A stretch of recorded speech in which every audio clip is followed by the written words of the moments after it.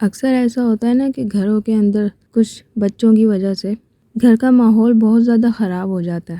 میرا اشارہ ان بچوں کی طرف سے ہے جنہوں نے اپنے ماں باپ کو معاشرے میں بہت زیادہ بے عزت اور خوار کروا دیا ہوتا ہے، اور اس چیز کے بعد انہی گھروں کے اندر جو چھوٹے بہن بھائی یا پھر بڑے بہن بھائی ہوتے ہیں ان کی زندگی کس طرح سے گزرتی ہے اس ایک واقعے کے بعد، یہ تو کہانی ہی الگ ہو جاتی ہے۔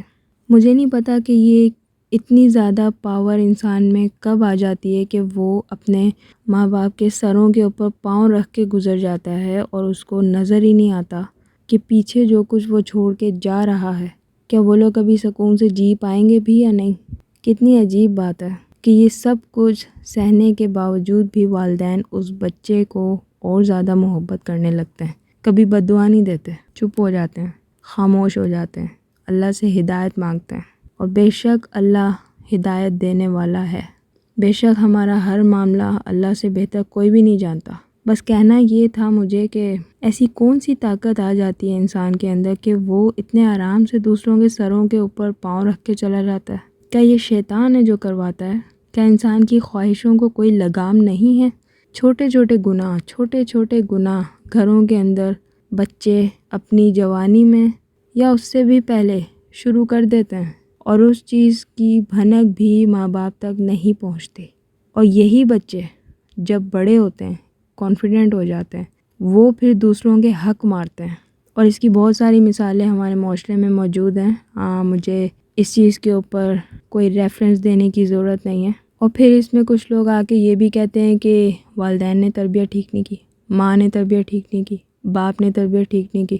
ایسا تو نہیں ہوتا ہر دفعہ، ماں باپ تو بچے کے لیے سب کچھ قربان کر دیتے ہیں۔ بچے کی اپنی چوائسیز بھی ہوتی ہیں نا، ان کا بھی بہت زیادہ ایفیکٹ ہوتا ہے ہر چیز کے اوپر، کیونکہ ایک ہی گھر میں ہر بچہ برابر نہیں ہوتا۔ ایک ہی گھر میں کچھ بچے بہت زیادہ فرمانبردار ہوتے ہیں، بہت زیادہ نیک ہوتے ہیں، اپنی عزت، اپنے والدین کی عزت، ہر چیز کا بہت خیال رکھنے والے ہوتے ہیں۔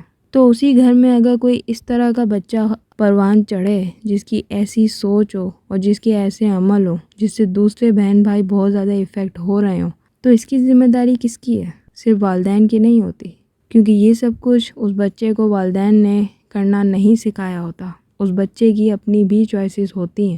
تو کوشش کیجئے کہ اگر آپ کو اپنے معاشرے میں اس طرح کے بچے نظر آئیں جو بہت زیادہ ضدی ہوں یا کچھ ایسی چیزوں میں انوالو ہوں جو کہ غلط ہے، تو بہتر یہی ہے کہ ان کو آرام سے اور پیار سے سمجھایا جائے۔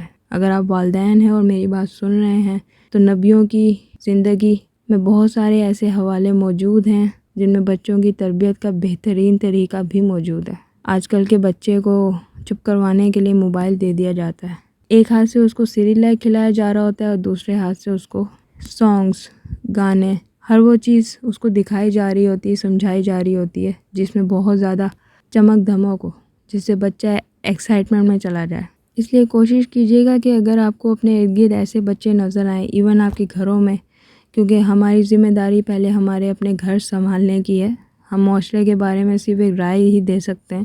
گھروں کے اندر بھی ایسی بہت ساری ہیبٹس ہیں لوگوں کے اندر جن کی وجہ سے دوسرے لوگ اپنی زندگی میں پھر سکون سے نہیں رہ پاتے۔ انہی لوگوں سے بار بار سامنا ہونے کے باوجود بھی وہ ایسی زندگی گزارتے ہیں جیسے کوئی مجرم ہو کسی چیز کا۔ تو کوشش کیجئے، اگر آپ والدین ہیں میری بات سن رہے ہیں، تو اس طرح کی سچویشنز اپنے ارد گرد، اپنے گھروں کے اندر کریٹ نہ ہونے دیں جس کے بعد آپ کا ایک بچہ اپنی ضد کی وجہ سے دوسروں کے لیے مسائل کھڑے کر دے۔ اور خاص طور پہ مائیں، وہ اپنے بچوں سے بہت زیادہ بلیک میل ہوتی ہیں۔ ایک بچے سے ان کی بہت زیادہ محبت ہی اس بچے کی زندگی بھی برباد کر دیتی ہے، اور اینڈ میں اس ماں کے ہاتھ میں بھی کچھ نہیں آتا سوائے الزامات کے۔ ہر چیز میں بیلنس اچھا ہوتا ہے نا، اور یہ چیز صرف ہمارے نبیوں کی زندگی میں ہی تھی، بیلنس لائف۔